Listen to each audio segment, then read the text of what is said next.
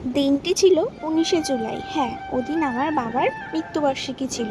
আজ থেকে ঠিক ৭ বছর আগে সে আমাদের ছেড়ে চলে গেছিল। তো যথারীতি একটু ফুল, মালা, মিষ্টি কেনার জন্য আমি কিন্তু চলে গেলাম বাজারে। সাথে বৌমণিও ছিল। যেতে যেতে এই জুতোটা আমার পছন্দ হয়েছিল, তো আমি এটা কিনে ফেললাম। দেন ওখান থেকে ফুলের মার্কেটে চলে গেলাম। ফুল মার্কেট থেকে মালা কিনলাম ২ টো এবং মিষ্টির দোকানে গিয়ে মিষ্টি কিনলাম।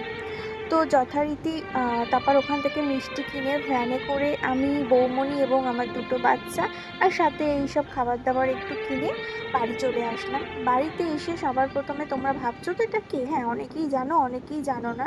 তো বাবার ফটোতে মালা দেবো আর এই মানুষটার ফটোতে মালা দেবো না তা তো হয় না। যেহেতু আমার ২ টো খুব প্রিয় মানুষ ছিল আর ওরা দুজনেই আমাকে ছেড়ে চলে গেছে।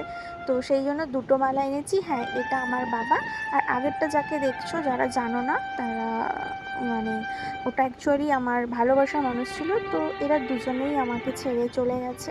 তো তারপরে বাড়িতে একটু ছোট্ট করে সভা দেওয়া হয়েছিল বাবার মানে আত্মার শান্তির জন্য, যাতে সে যেখানেই থাকে ভালো থাকে। তো আজকের ভিডিওটা এইটুকুই।